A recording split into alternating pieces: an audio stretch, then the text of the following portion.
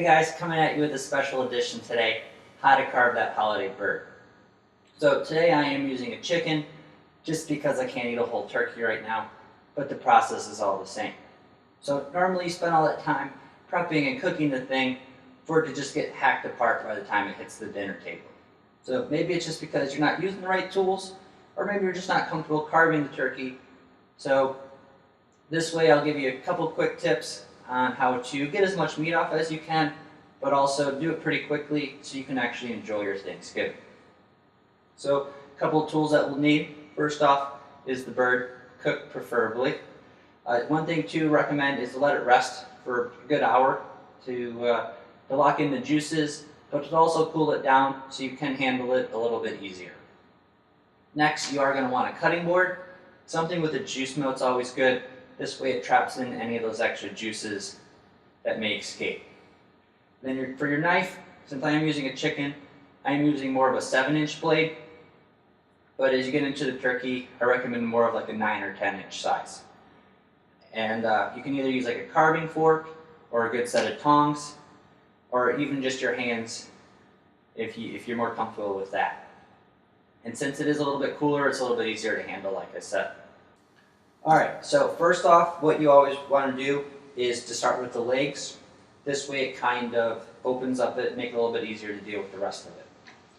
So what I'll do is first, where you see the leg kind of attach, there is a kind of an extra little bit of skin there, and with your knife you can kind of go in there and just start scoring down.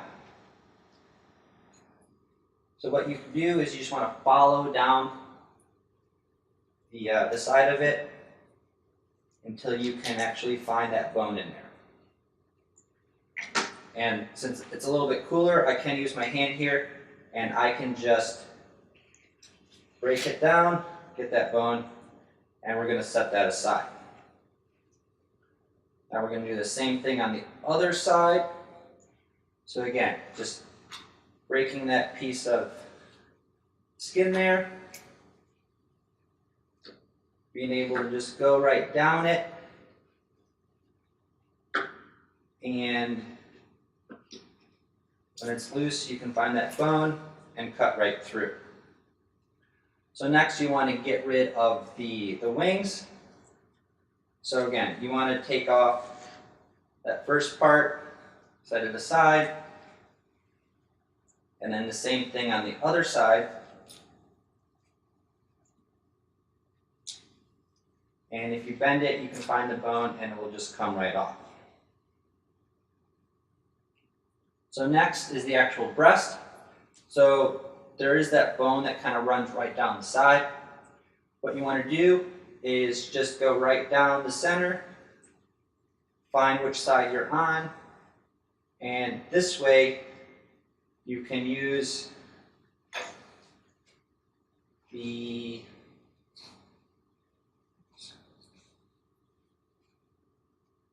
your hand to kind of help pull it away, and then you can just kind of keep sliding right down it.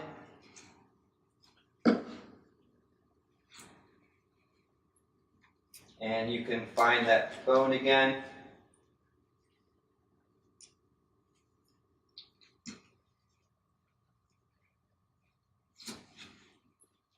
And pull that off.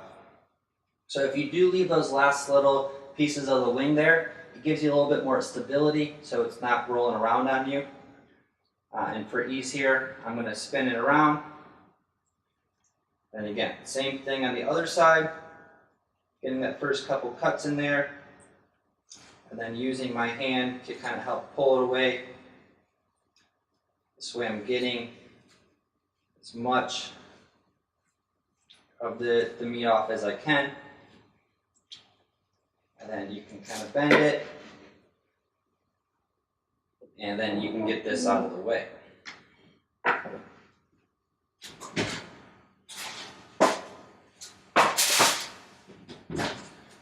So I always recommend keeping that, and you can make stock with it. So first off, we're going to work on the breast here. From here you can then bend this piece, get that last little wing off. And what a lot of people normally do is kind of do those nice long slices while it's still on the meat.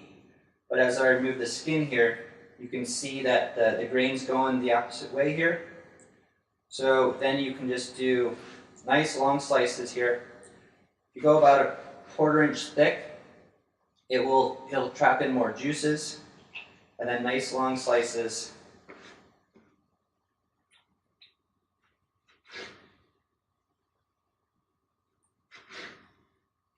Until you're through the whole thing. So then we're able to transplant it to your platter here.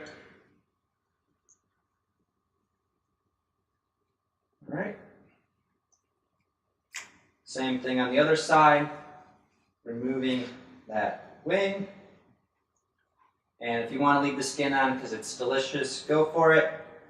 So we'll take it off here just for example. And again, find the grain, and then you can just nice long slices.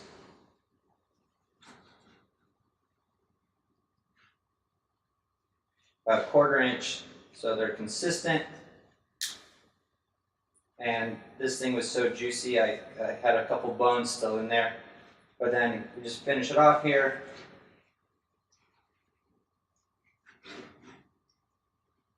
Following it down,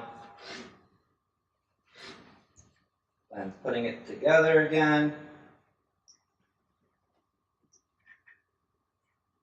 and transferring it to your platter.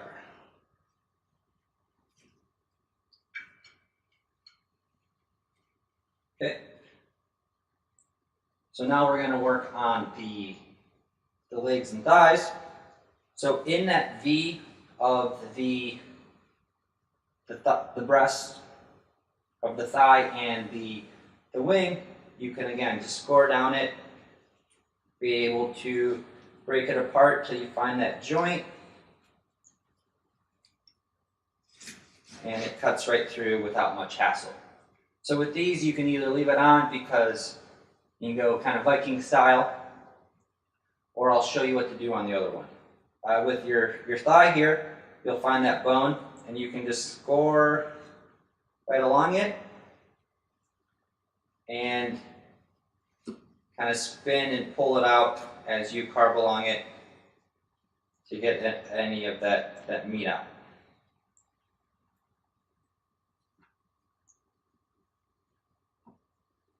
And again, you want to just kind of cut those into easy, manageable pieces.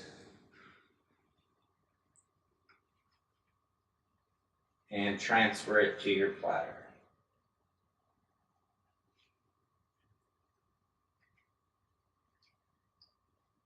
So same thing on the other side. Find that V, pull it apart to the bone. Find the bone in the thigh. And using the tip of your blade, you can kind of help go right around it.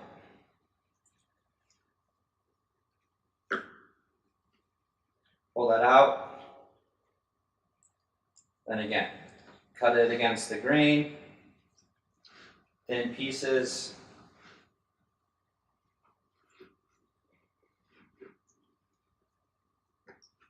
And transfer it to your platter. Now, if you do want to take the meat off the leg, best thing to do is just hold it vertically, and you can kind of just cut right down it. And if it's cooked enough, it'll just kind of fall off.